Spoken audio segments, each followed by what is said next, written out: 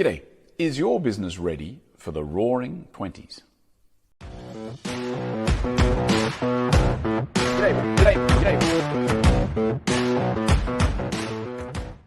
There's plenty of people suggesting that just like the roaring 1920s followed the pandemic of 1918, so too the 2020s will be roaring. Once we finally get these vaccines rolled out to as much of the world as we can, and we can start going back to some sort of normal life and freedoms, then there's just going to be this boom period because there's so much pent-up demand because of all these lockdowns and restrictions that we've all been living under.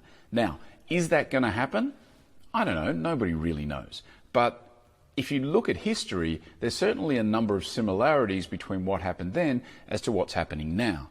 And you don't want to be left behind in the event that it does boom.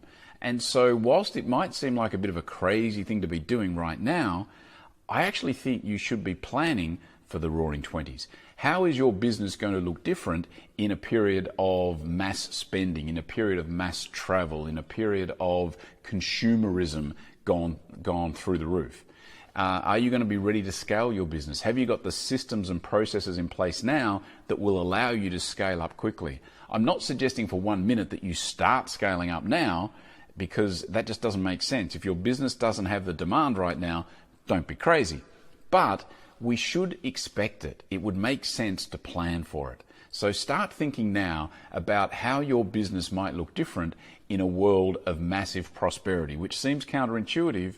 But again, look to history. The 1920s was a period of boom. Now, you've also got to be careful because 1929, 1930 became a bit of a depression, right? So we need to be smart about it. Don't go crazy. But certainly, I think planning now for this to be the roaring 20s would be a smart strategy. Does your product look a bit different? Does your service look a bit different? Does your pricing look different? Does your staffing levels look different? Do you end up expanding to new countries and territories and regions?